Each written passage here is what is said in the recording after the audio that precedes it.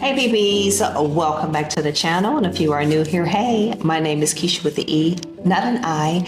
And we talk all things fashion, beauty, lifestyle, travel, but today this is not the type of video that we're going to discuss those things. Yes, it's fashion related, but I wanted to kind of have like a little talking form because I do like podcasts, more informative type of videos, and I wanted to kind of intertwine the two with fashion. Like I said, I wanted to kind of cover a couple of topics that are currently in the news, and I wanted to go ahead and start off with this iconic but yet problematic creative designer, and that is John Galliano. So John Galliano was just the creative director for Maison Margiela, and he was there for about 10 years. He started back in 2014, and he did not renew his contract. So if you're not familiar with John Galliano, so just a little bit of a background. So he started out, he's been in the game for an extremely long time. Back in the 80s, he had his own line of clothing that he showcased. He pretty much had like more ball gowns, avant-garde type of pieces, and in the 90s it went bankrupt. So then he decided he wanted to go ahead and go over to Paris in 95, he started at Givenchy. He was only at Givenchy for only 1 year because the big dog over there at LVMH, Bernard, Arnault, how you say his name? I'll just put it right here. But yeah, he sought the eye of him. And again, if you know LVMH, they own they own a lot. A lot of the top designers, designer houses are all under that umbrella. Like there's so many different brands that are under that umbrella, and they are worth billions. And I have another story actually they're connected to as well. So he ended up getting the eye of him, and he wanted him to come over to Dior. So he goes over to Dior, he does his thing over there. He created the saddlebag. He also designed remember Carrie Bradshaw, Sex and the City, when she had that Dior paper print dress on?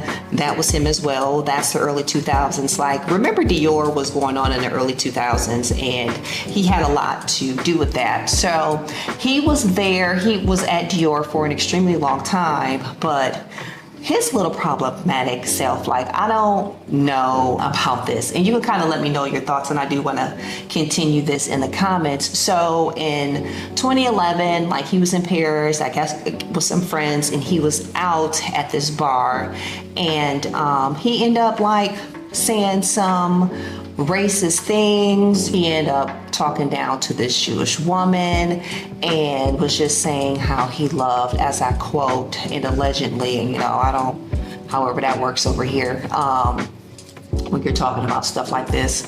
So allegedly, he said that he loved Hitler, and it was just a bunch of stuff that was going on and on. So this was recorded, and he ended up going to court for this, and was rightfully so, he was charged and found guilty. But my question is, let me back it up. My question is, first of all, he went on this rant for like 45 minutes. And my thing is, in some way, like, do you believe the things that you're saying? Because when I have gotten upset, I don't think to go to say racist things to anybody. At the end of the day, that's not what I think about. So I wanted to ask, do you think that not just him, but like in general, when people just say that, they've had a little bit too much to drink, they're inebriated, do you think that these are their actual feelings at the end of the day? Because, like, who thinks to say racist things to a person if you actually don't feel that way? So, anywho, he ended up, they took him to court, and he was actually found guilty for public insults based on origin, religious affiliation, race, or ethnicity. So he wasn't sentenced to any jail time. Felt like he needed to some rehabilitation. Obviously he apologized to the public. He said that he was under stress from work, and it was the pills and the alcohol that kind of sent him on this spell. So he was out the game for a while. I think he took about 2.5, 3 years off. And of course, Dior was done. It was, they not about to be affiliated with all that. So yeah, as soon as they found out about the videos, Dior was like, yeah, we're done. He just kind of stepped away from everything and, just worked on himself. Oh, also, I found this very interesting. So where he was, I think he, went to court in Paris. The incident happened in Paris. So he was found guilty, and for one, he had to pay like the legal fees of the plaintiffs, and he also had to give to 5 anti-racism organizations. He had to do that. He was also supposed to pay the victims in the cafe situation, and he had a sentence to pay. Well, he had a ruling to pay, but then it was then suspended, and he wouldn't have to pay unless he did the same occurrence within a certain time frame. And I was like, so pretty much if you got a speeding ticket, as long as you don't get another speeding ticket within this time frame, you don't have to pay for the first one. So it's kind of like a second chance, I guess, type deal. But I thought that was kind of you know what I mean? That's really not fair to them. I mean, I think that he should have to give something, but I guess the most damaging, or was it the most damaging thing, is that pretty much went against his resume. He already had the public opinion, so maybe that was more of a sentence or what have you. But after he came back, he said that he practiced with this Buddha, and he really had a different turn in an enlightening within himself. So in 2014, he went over to Maison Margiela. I think they've kind of rebranded themselves also for a while, especially in these last couple years. Maison Margiela has really had some standout pieces, and so probably thanks to John at the end of the day. But he has not renewed his contract with them, so there were talks that maybe Dior may want him back. Smoke has cleared.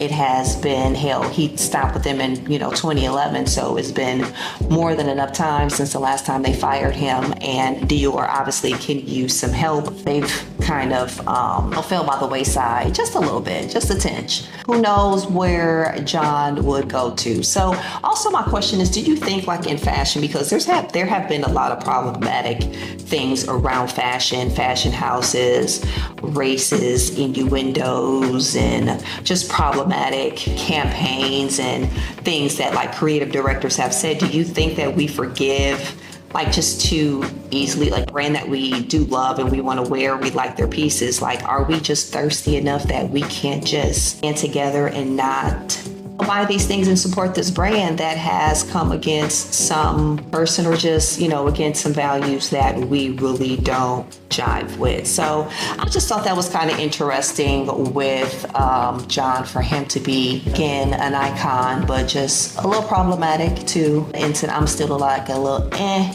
because again, do you say what they say, a drunk? They say, what's that saying? Drunk, the truth comes out. Those are your true feelings at the end of the day. So I'm just a little bit a little iffy on that. Also in 2021, Alexander Wang was also allegedly accused of SA, and he issued a statement that he would do better and was back on the runway the following year. So it's like, yeah, John has made a comeback. I don't know if you remember last year as well, he dressed Zendaya and also Kim Kardashian. So he had these iconic pieces that got a lot of buzz as well, that Met Gala. So we shall see. There are a lot of people that are moving around in this space as creative director. There are a lot of openings, I guess, because people are just moving and booting and scooting around a little bit. So we shall see. Maybe he'll go to another brand, or maybe he'll just revamp and do his own thing again. I'm sure he has made the clientele to be able to do that as well. So we shall see. Let me know your thoughts in the comments below. We can kind of keep the conversation going there. So let's go ahead and move on to this next story I want to get into. Now, they just aired their 82nd year Golden Globes on January 5th. And there are a couple looks, like I said, that I just wanted to kind of touch on. And one of the looks that I absolutely loved was Zendaya. Now, of course, Zendaya, does she ever really go wrong? Zendaya always pretty much brings it when she's, especially on the red carpet. She is bringing it. And of course, she is styled by the great Law Roach. And we know him from, of course, styling her, Kerry Washington, Celine Dion, Meg Thee Stallion, Heidi Klum, and the list just goes on and on. We love Law Roach. She's just amazing. So she is wearing this custom Louis Vuitton gown in this beautiful burnt orange. She was paying homage to Joy Bryant. And Joy Bryant, if you don't know, she is one of the mainstream singer, actress, African American women, and she was absolutely beautiful. As you can see, I have some photos here of her. So she paid homage to her. I think she absolutely killed this look. Like I said, she, with her and Law Roach, with their collaboration together, they always seem to get it right. And side note, the streets are saying that allegedly Zendaya and her Superman, what's his name, Tom Holland, that they might be engaged. She had on a nice little ring there, but folks always in somebody else's business. But I love. So if they are, congratulations and kudos to them. So I want to go ahead and move over to, I've heard a lot of things that were good and bad about this next look, and I was actually surprised to hear the negative things. And that is our girl Cynthia Erivo, her dress. So Cynthia is wearing a custom Louis Vuitton, this black halter gown with silver sequin floor embellishments and a dramatic structure on the waist. And I'm actually surprised that there was a negative feedback. I think she looks absolutely amazing. She was styled by Jason Bolden, and he has the resume of Taraji, Yara, Gabrielle Union, Niecy Nash. The list just also continued. Side note, do you remember, I think Jason Bolden, I think there was a fashion show that he was a part of, and because kind of showed him getting people ready for these type of red carpet events. And I miss shows like that. Like Rachel Zoe, she had a show like that before, and I just miss lighthearted shows like that. Everybody just catty and fighting. Of course, they kind of had their things behind the scenes, because I think that Rachel Zoe, one of her assistants, go on and start working with somebody else, or there was something a little shady about that. But I'm just saying, they kind of have their thing too, but they were focused on the fashion, and I love that. They need to, Bravo, whoever, y'all need to, get back on shows like that. Where's the fashion? We missed that. So anywho, Jason Bolden was her stylist, and I think she looked great. like this, for me, I think the whole look just went well. I like the waist part of it. And another thing that was a showstopper was her nails. Did you see her nails? I mean, it took 5 hours. Ain't no way. Ain't no way. The patience in me, no, like I would have to be sleep out and you're just going, you're just doing your thing, because I am not, just like that, because I am not going to be able to, because I'm going to feel antsy. I'm going to have to do something. I feel like I'm just wasting 5 good hours. So it's going to have to be a multitask some type of way. But yeah, so I just thought that whole look was amazing as well. And lastly, there was this look that surprisingly, like I just absolutely loved, and that was on Carrie Russell. Now, I love how it's kind of given like unexpected. Like I was not even expecting something like this, like, it's giving that masculine, feminine type of vibe, and it's comfortable. It seems like it's super comfortable. Like I like how it's giving blazer in the front and a cape just flow in the back. It was absolutely perfect for me. Now, this was a piece that was done by a designer I wasn't familiar with, and that is Stephen Russell.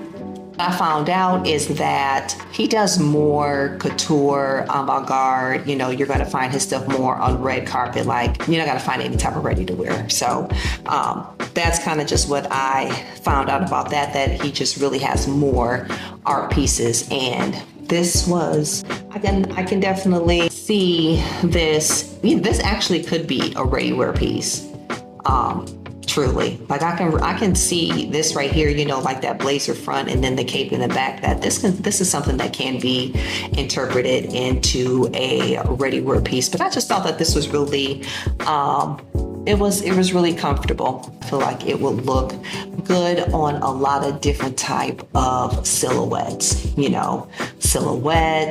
different hues, hairstyles. Like this is a very versatile look that will look great on everybody, pretty much. So I just wanted to point those out. I didn't want to go too far into Golden Globes looks. There were so many more great looks, don't want to sit here and talk about all of them, but I just wanted to touch on a few, and I think those were extremely all different in a way, but still all was given. So, all right, let's go ahead and move on to our next story. Oh, okay. So I don't know about y'all, but I like me a little Sherry. I like Sherry Shepherd, y'all. So usually when I'm like getting my coffee ready in the morning, and I like put her on like just a little theme music, like, it just gets me, and it just makes me feel good. And hey family, like all of that and everything, it's just a little vibe. Who don't like Sherry? But okay, that brings me to say, okay, so on her January 8th show, she had SZA on.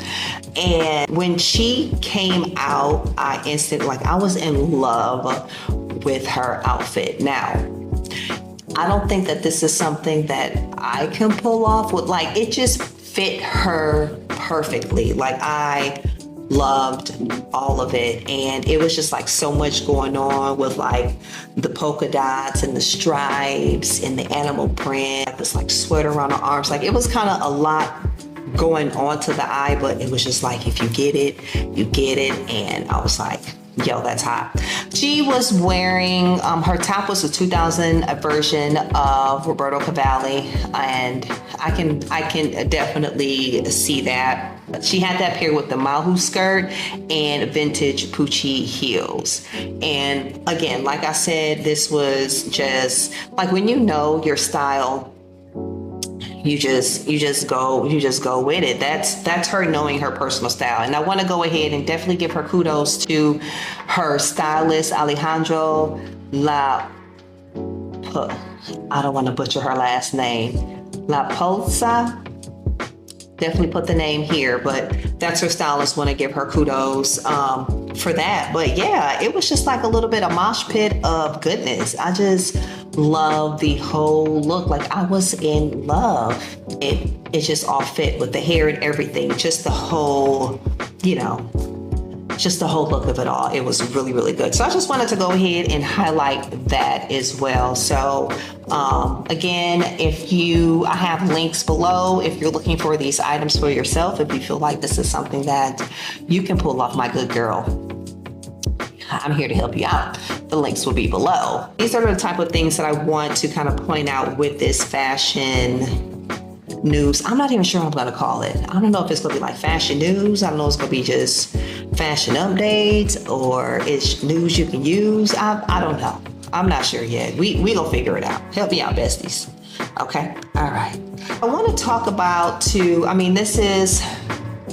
it's sad news. Obviously, when anyone passes, it's going to be sad news. But when you get the opportunity to be able to be on this said planet for 90 plus years, you got to be grateful and thankful for that. So that brings me to Rosetta Missoni. And Rosetta was 93 years old when she passed on, January 2nd at the age of 93.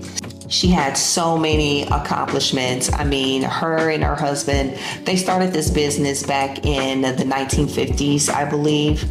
And it was just them two. Like, they just had this passion to start this clothing line. And what really got them going was Sony is very known for their colorful designs, their zigzag designs.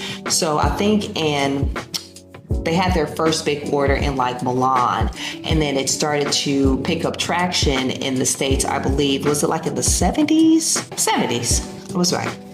Okay, so in the 70s, they started to get more traction, became more internationally known. From there, they just started to expand and grow. They have so many different type of fashion awards and things like that. So in 97, Rosetta, she wanted to step down on the fashion side of it, and she wanted to focus more on just like the home part of Missoni. So she did that. They end up having their daughter come on as the heir to that and pretty much run that part of it. So like I said, it's really not sad news at the end of the day. These individuals, and her husband had passed away way before. I believe he passed in 2013. Don't mark my words, but I know that he did pass way before that she did. So I'm sure her and her husband, they are extremely proud to have this brand that has still survived the test of time. They have their daughter who is now the overseer, and I'm sure it go for generations if they want them to. I don't see Missoni going anywhere anytime soon. You still see people in the brand, and they are known for their colorful knits and just that zigzag and spot their things from a mile away. So kudos to them, what you were able to create and what you were able to leave behind for, your children and generations to come. So just wanted to add that in there. Okay, so the last topic that I wanted to talk about was, well, not topic, but the next story that I wanted to talk about was Birkenstocks. We all love Birkenstocks. We all know the brand of Birkenstocks, and Birkenstocks has now sought to sue a couple of their rivals for copyright infringement for their sandals. So there are, I guess, 4 top sellers of Birkenstocks. I didn't even know there were so many different type of styles of Birkenstocks, but when I look them up, I'm like, okay, I forgot. Yeah, these were Birkenstocks as well, but they are suing because they are said their sandals are applied art.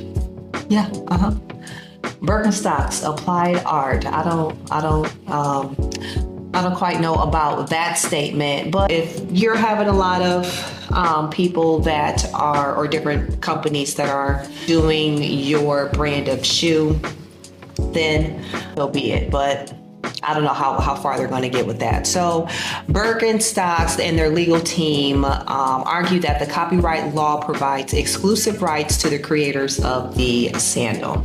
So if you don't know, Birkenstocks was created centuries ago in Germany. Birkenstocks really didn't start to become like very known in the States, I would say, until around like the 70s. I definitely remember growing up that Birkenstocks was a thing. Even when I was in like grade school, like having a pair of Birkenstocks was like the bee's knees because they were expensive around that time. So they have 4 different models that they pretty much are focusing around, and that is the Gaza flip-flop, that is the Arizona flip-flop, that is the single strap Madrid, and the Boston clog. I'm really only really familiar with, of course we know the Arizona. I didn't even know they were called Arizona, the Arizona flip-flop. So I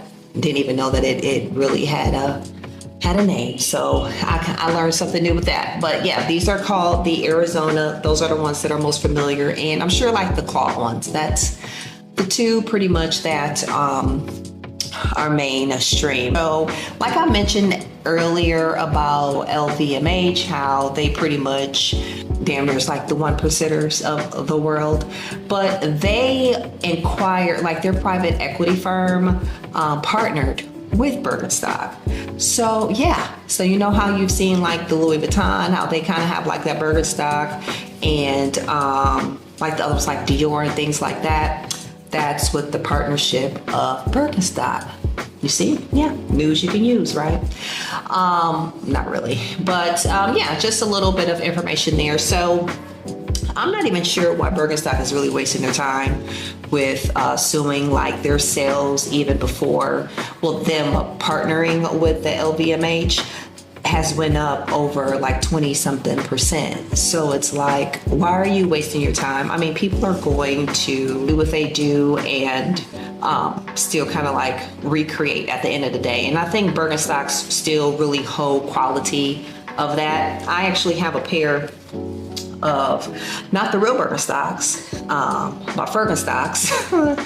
And now knowing that I've had the real Birkenstocks in the past, like I want to go ahead and just get me a quality pair of Birkenstocks. I'm like the dark brown leather ones. So yeah, I think Birkenstocks hold the name within itself. And like, if you want a pair of Birkenstocks, you're going to get a pair of Birkenstocks. It is what it is. I'm not sure why they're wasting their time. So, but anyway, side note on that, did you know that Steve Jobs, his Arizona Birkenstocks were auctioned off and they sold for $220,000. Used. Used. $220,000. I'm not sure, like, do you put them in a case and do you preserve them? What do you do with those? I mean, I know you're not wearing them, right? No, you're not wearing those shoes. So I thought that was kind of weird that somebody would definitely pay $220,000 for that. So that's news on Birkenstocks. Right now, it's still in the courts of Germany.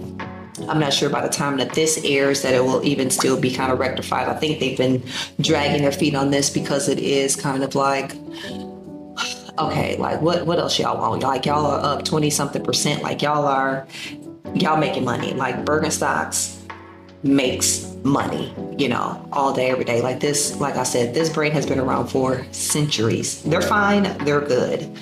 Birkenstocks, relax, okay? So anywho, that brings us to the end of this video. Again, I'm not even sure what we're going to call this. I mean, this is fashion news you can use, a little this, a little that, a little gossip chat. I don't know. I'm not even sure what we're going to call this, but I just found like some of these, some of these news and these little stories are a little interesting. Something that you can just pop, you can pop me on while you're getting ready in the morning, while you are commuting to work, while you are at work. Just pop me on. We can listen and have a little kiki over some fashion news. So, not just a visual aspect that you always have to look at something, but pop me in while you're cooking dinner, whatever the case may be. So I just thought that this would be fun. We'll test it out. I have a couple more videos that we'll do, but I enjoyed this. So hopefully you enjoy it too. Again, let's continue the conversation in the comments below. Please share the video. Please subscribe to the video. I will also still be doing our fashion content videos. But again, like I said, I wanted to have a little bit of something different in this little corner of the YouTube universe over here. So thank you again. Please like, comment, subscribe to the channel, and I will catch you guys in the next one. Bye-bye.